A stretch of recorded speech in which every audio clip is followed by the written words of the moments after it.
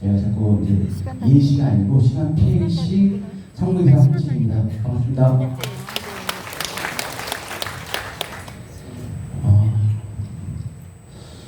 저 오늘 이 자리를 이렇게 초대해 주셔서 정말 감사드리고요. 뭐 설명하는 과정에서 좀 미흡한 부분이 있더라도 좀 많은 양해 부탁드립니다.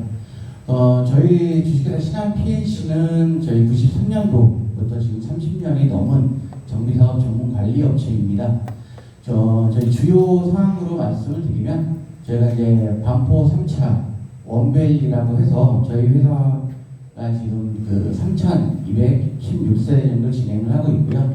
그리고 반포주공 1단지 5,355세대, 그리고 압구정 2구역, 압구정 4구역 비롯해서 저희가 총 74개 구역에 있는 정비사업 전문관리업체로 업무를 진행하고 있습니다. 또한 그 반포 원밸리 같은 경우는 지난 2003년 8월에 입주를 했는데 총 6개 단지가 통합으로 진행을 했습니다. 그래서 저희가 이제 그 신도시 관련해서 그 특별법에 따라 통합 재건축 사업을 진행해서 업무적인 협조를 많이 해드리고 있습니다. 예, 그럼 특별법에 따른 선도지구 지정에 대해서 내용을 말씀드리겠습니다. 예, 현재 일산 신도시는 특별법에 따라서 재건축 사업이 진행됩니다.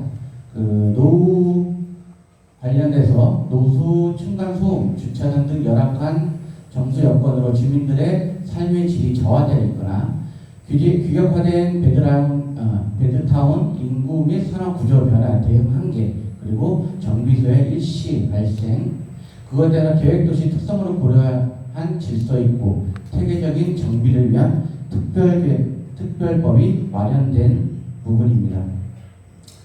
이 특별법에 따른 부분에 대해서는 국토교통부에서 기본 방향을 제시를 했고요. 고양시에서 기본계획을 구성해서 재건축을 진행하는 특별정비계획구역으로 지정하게 됩니다. 그리고 특별계획이 정비구역이 지정이 되면 그 다음은 도시 및 주거환경 정비법에 따른 재건축이 진행됩니다. 이 부분에 대해서는 많이들 좀 들으셨을 건데요. 기본 방침과 기본 계획, 그리고 특별 정비구역이 지정이 되면 요거에 따라서 저희가 재건축 사업, 도시 및 주거환경 정비법에 따른 사업 시행이 이루어진다고 보시면 될 겁니다. 예, 그러면 재건축 사업의 도시 및 주거환경 정비법에 따른 재건축 사업은 얼마나 소요가 될까요?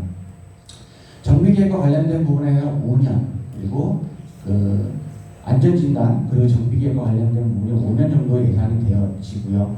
그리고 추진 후부터 창립 중에 1년, 그리고 각종 시민 사업시행 인가, 물론 시군자 선정하는 건까지 포함되겠지만 이 부분까지 해서 2년, 분양신청 및 관리처분 3년, 이주철거 착공, 준공까지 해서 8년 정도라고 해서 평균적으로 도시 및 주거환경 정비법에 따른 재건축 사업은 약 조합 설립 이후부터 8년이라는 시간이 소요가 됩니다. 요거는 그냥 평균치입니다, 지금. 네.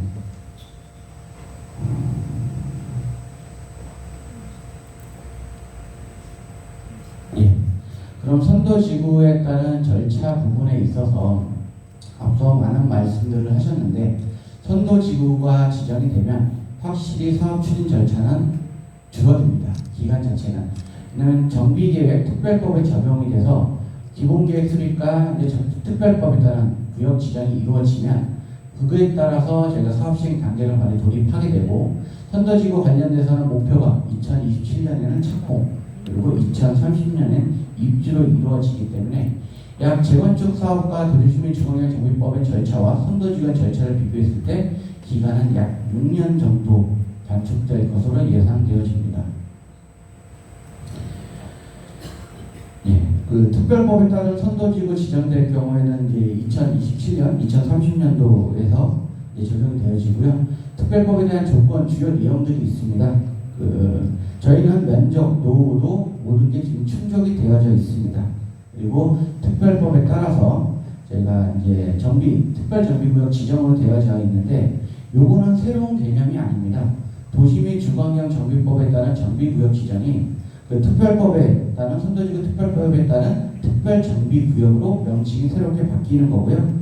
이제 기본적으로 재건축에 있어서는 단지별로 한 단지씩 재건축이 이루어졌다고 하면 선도지구 특별법에 따른 부분은 블록 단위로 이루어진다고 보시면 돼요. 그래서 지금 뭐 한 개의 단지가 아니라 여러 개의 아파트 단지들이 묶어서 하나의 특별법으로 이루어진다라는 취지고요. 네, 블록 단위로 이제 특별법에 따라서 선도지구 지정이 된다고 하면 크게는 장점으로는 대단지에 대한 프리미엄이 발생이 될 거고 최적의 건축 배치, 작은 단지가 아닌 여러 개의 단지가 합쳐졌을 때 큰 단지로서의 최적의 건축 배치와 그리고 다양한 평형 구성 그리고 대단지의 커뮤니티와 지하층, 공간 활용을 할 수 있는 장점이 있습니다. 근데 단점으로는 여러 단지가 같이 있다 보니까 단지별의 이견이 충돌이 있고 그 동별 요건의 50% 완화, 50% 요건이 그리고 기존 아파트의 위치 그리고 단지 개방성 이런 문제점들이 좀 발생을 하고요. 그에 따라서 단점을 보완하기 위해서 저희가 추진했던 이제 원밸리라고 있습니다. 원밸리는 특별법에 따른 재건축 사업은 아니고요. 일반 도시민 주방형 정비법에 따른 재건축 사업입니다. 이 재건축 사업에 있어서 총 6개의 단지가 합쳐져서 하나의 재건축 단지로 형성이 됐고요. 그에 따라서 첫 번째 단점을 아까 말씀드렸던 걸 해결하기 위해서 제1원칙으로 제자리 재건축입니다. 기존 아파트 위치에 신축 아파트를 지어서 거기에 분양 신청하는 방식으로 저희가 재건축을 진행을 했고요. 그리고 두 번째로 각 단지별 독립 정산제를 적용을 했습니다. 그러니까 총 보시는 것과 같이 하나, 둘, 셋, 넷, 다 6개 단지가 하다 보니까 그 단지별로 사업성에 대한 부분들을 산출을 하고 단지별로 비례율을 적용해서 수익 이런 부분을 단지별로 배분해주는 방식으로 저희가 원밸리 같은 걸 이렇게 진행해서 말씀하신 지금 신도시에 관련된 통합 재건축 관련된 부분에 대한 단점은 충분히 보완할 수 있다라고 말씀을 드린 부분입니다. 네, 저희 단지 같은 경우는 지금 뭐 11구역 그래서 저희가 총 4개 단지가 지금 합쳐져 있고요. 그에 따라서 14, 15, 18단지, 19단지 그래서 2303세대로 구성이 되어 있습니다. 그리고 이제 선도지구 지정과 관련해서 규모는 6,000호 내외 플러스 알파로 한두 곳에서 기존 물량 6,000호의 50% 이내입니다. 평가 기준에 따른 고득점 순으로 선정이 되는 부분인데 이 부분은 이제 준비위원회에서 소유자분들께 많은 말씀을 드려서 아실 거라고 생각이 되어지고요. 신청 자격은 구역 내 전체 토지용 소유자 50% 이상, 공동소유 단지별 토지용 소유자 50%입니다. 그러니까 지금 저희가 4단지니까 4단지별로 50%의 각 동의가 있어야 되고 그리고 전체 합쳤을 때 50% 이상에 대한 신청 자격이 주어지는 부분입니다. 네. 요 50%가 됐다고 해서 선도지구로 지정되는 건 아니고요. 신청 자격 조건만 주어진다는 거예요. 네. 저희 구역 11구역을 좀 보면 총 5개 평가 항목이 있습니다. 네. 그래서 정주환경 개선 시급성이라고 해서 요거는 저희가 세대당 0.98로 되어 있기 때문에 요거를 사익값 계산하면 3.95점이 나오고요. 현재 저희 구역. 그리고 도시기능 활성화 방안이라고 해서 뭐 지자체 개발 구성을 접수한 정성평가하면 기본 점수 10점. 그리고 정비구역 추진의 파급 효과, 통합정도 주택단지 수 4개 단지이기 때문에 저희가 10점. 그리고 정비구역 추진 파급 효과 두 번째로 전체 4개 단지에 대한 세대수에 대한 부분은 2,303세대 7.92입니다. 그에 따라서 지금 4개의 배점을 합하면 40점 만점에 저희가 38.6이고요. 그러면 저희가 가장 높게 받아야 되는 부분은 요 주민 동의 여부입니다.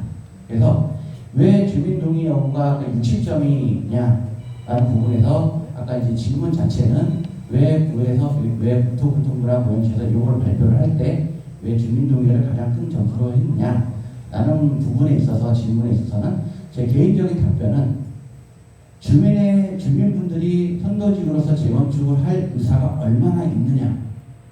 이 주민동의율이 10%, 20%만 나오는 부분 그 단지에서 재건축을 추진한다고 하면 선도지구에서 재건축을 빨리 갈 수가 없겠죠. 그래서 주민들이 얼마나 재건축 사업을 할 의지가 있는지에 대한 부분으로 60점이라는 큰 점수를 주는 부분으로 보시면 될 것 같습니다.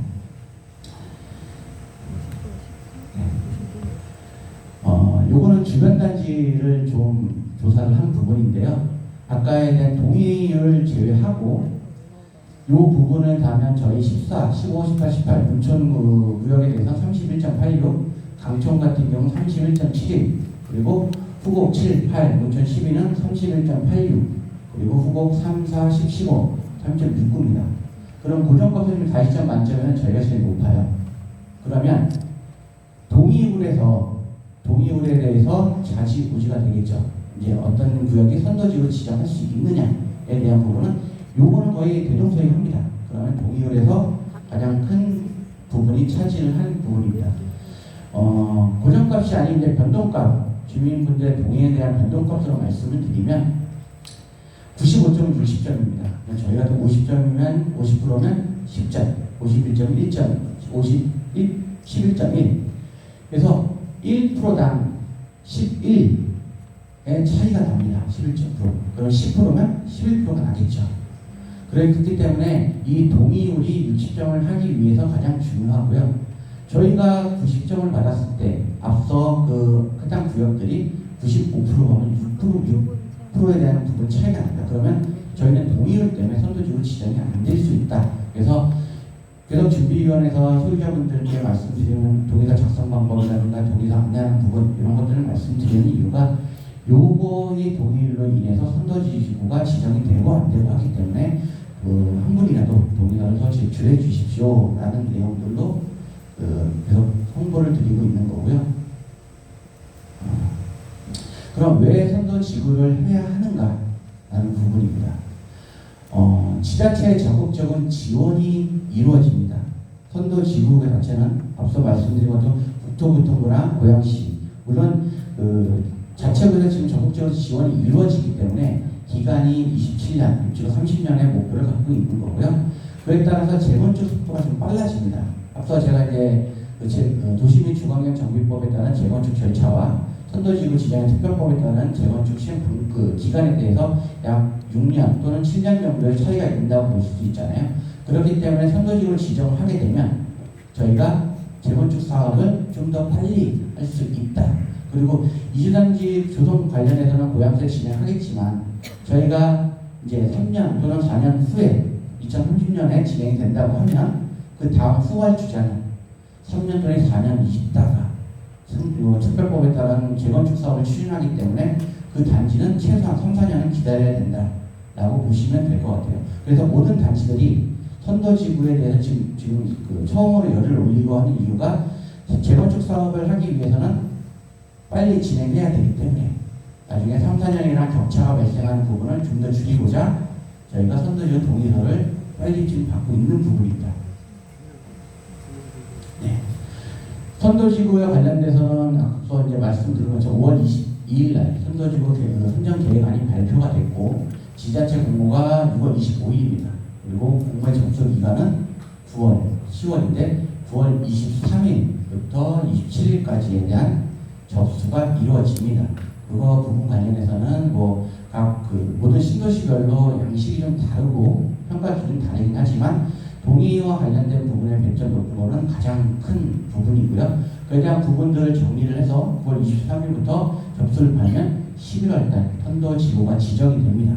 그리고 특별법의 지정 고시가 되면 올 상반기에 지방의견정치나 지방의회 의견정치 국토부 장관협의 지정의 12회 고시 그래서 특별구역 지정이 고시될 것으로 예상됩니다. 예. 앞서 이제 주민위원회 말씀을 드렸는데 요 2024년 선도지구 지정 신청이 지금 동일 여기에 와 있습니다. 여기에 와 있고요. 아직까지 갈 섬들이 상당히 많아요. 근데 지금 선도지구가 저희 동의서를 진거한다고 해서 만약에 지정이 됐어요. 근데 주민분들이 나 재건축 안 할래. 아니면은 재건축 빨리 가자. 두 번의 기회가 더 있다고 말씀드렸잖아요. 특별건구역 지정 신청 동의서 진구에 대한 한 번과 조합 설립에 대한 동의 진구의 한 번입니다. 이 조합 설립이라는 것 자체는 추진위원회는 어쩌면은 이게 법인으로서 구에서 고양시에서 법인으로서 인정해주는 조합이기 때문에 동의서 자체가 앞으로 두 번 더 있습니다. 근데 요 앞에서 요게 이루어지지 않는다고 하면 요 두 번의 기회 자체는 없다고 보시면 되고요. 앞서 말씀드린 3년 내지 4년 있다가 재건축 사업을 진행해야 된다라고 생각하시면 됩니다. 그래서 선도지구 지정은 선택이 아닌 필수 사항으로서 우선 저희 구역의 지금 상황을 보시고 소유자분들이 동의서를 제출하시게 되면 반드시 선도지구로 지정된다라고 저는 생각이 됩니다. 네, 이것으로 발표를 마치겠습니다. 정치인님사 감사합니다.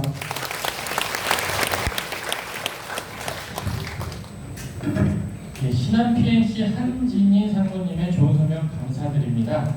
앞서서 제가 그 업체 소개를 드릴 때 업체명에 대한 실수가 있었는데 너무 양해 말씀을 드려봅니다. 그럼 전과 이어서 동일하게 진술 중에는 거수를 부탁드리겠습니다. 4층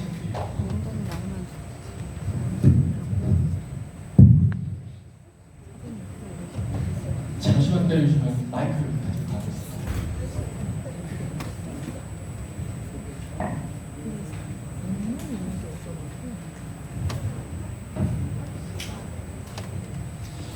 네, 동부수를 포함한 간략한 자기소개와 함께 질의해 주시면 되겠습니다.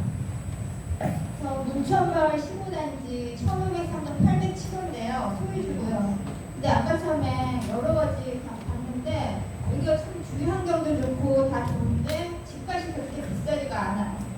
그거는 서울하고 멀거든요. 근데 그거를 커버해 주는 게 결국은 아파트인데 아까 현대에 나오셨던 분이 뭐 주변 외관도 그렇고 그것도 다 좋아요. 요즘에 그렇게 뭐 스포츠센터도 있고 다 좋은데 그거보다는 정말 아파트를 어떻게 할 건지 제가 원하는 요즘에 층간소음도 그렇고 층간이 좀 높았으면 좋겠고 평수에 따라서 가격을 설계해가지고 그 부분에 대한 그리고 요즘에는 또 외국인 구독자들이 많다 보니까 우편소통도 안 돼가지고 그 부분 나중에 어떻게 할 건지 그리고 이게 재건축이지만 이 아파트를 지어놓고 나면은 1, 2년에 끝난 게 아닌데 이걸 나중에 끝나고 나서도 현대가 많이 하게 되면 계속 이어갈 수 있을지 하냐 못이라든지 아니면 그래서 언제까지 갈 수 있을지 그런 부분이 정말 중요한데 그런 부분에 대해서는 어떻게 생각하시나요? 네, 그건 간략히 답변을 드리면요. 지금 저희는 시공자나 정비사업 전문관리업체나 설계자를 뽑는 과정은 아닙니다. 우선 선도지구로 지정이 되고 재건축 사업이 이루어져야 시공자든 정비사업 전문관리업체든 설계자든 기타 모든 업체를 뽑을 수 있는 조건이고요. 시공사는 저희 업체들 자체는 뽑은 시점에 대해서 좀 제시를 해드립니다. 물론 그 시공자 관련된 부분은 제가 말씀드리긴 뭐하지만 아직 저희가 시점 자체가 좀 많이 전이고요. 그리고 뭐 가장 궁금해하시는 저희의 뭐 아파트에 대한 짓는 부분, 용적률이나 기부 체납 부분이 아직 저희 고양시 일산은 발표가 되지 않았습니다. 용적률이 부천이나 이쪽 같은 경우는 350, 다른 데 330 되어 있고 기부 체납 비율이 15%인지 10%인지 정확히 정리가 되어 있지 않은 부분이기 때문에 오늘 설계에서 말씀을 드리겠지만 그런 부분이 정확히 정리 안 되어 있는 부분에서 이제 설계가 나와 있지 않고 그리고 그거에 대한 설계가 나와야 인허가를 받아야 시공자가 들어오고 시공사가 내역 입찰이든 아니 초계 입찰이든 여러 가지 입찰을 통해서 시공자를 뽑고 이런 과정들이 아직 많이 후적인 부분이라 지금 그런 거에 대한 답변 드리기에는 좀 거리가 있고요. 우선은 지금 선도지구로 지정돼야 저희가 앞으로 업무를 진행할 수 있다는 것만 생각해 주시고 저하고 토지증 소유자분들께서는 우리는 지금 다른 건 다 되어 있으니 우리 의지가 얼마나 중요한지 동의서로서 말을 해주자 이렇게 해주시면 될 것 같습니다. 예. 시간 관계상 아까 동시에 손을 들어주신 분이 한 분이 더 계셔서 한 분만 더 질의응답 받도록 하겠습니다. 지금 이 상황에서 가장 중요한 것은 동의를 높이는 겁니다. 그래서 동의를 높이는 1902동 504호 최충호입니다. 동의를 높이기 위해서는 각 단지별 단지들 대표가 동대표를 선정해서 어떤 행동을 해서 어떤 행동 요령을 좀 알려줘서 동의를 높이는 것인가 이런 것들을 좀 구체적으로 안내해 줘가지고 빠른 시일에 9월 23일에는 뭐 최소한 90% 이상의 동의를 확보한다든지 그런 게 필요할 것 같습니다. 거기에 대해서 대표님께서 단지 대표님께서 11구의 대표님께서 구체적으로 행동 요령에 대해서 좀 상세히 설명해 주시면 좋겠습니다.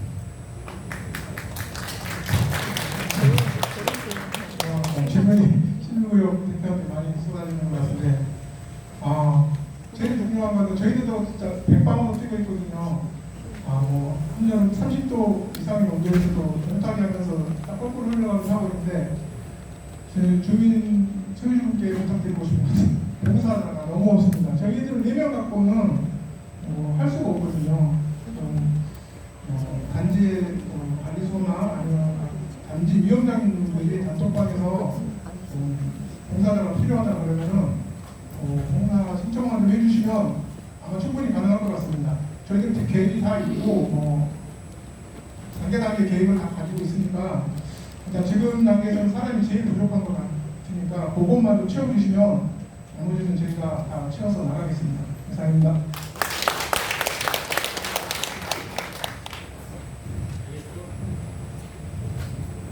시간 관계상 이어지는 순서가 있어서 질의응답 시간을 마치도록 하겠습니다. 한지 상무님.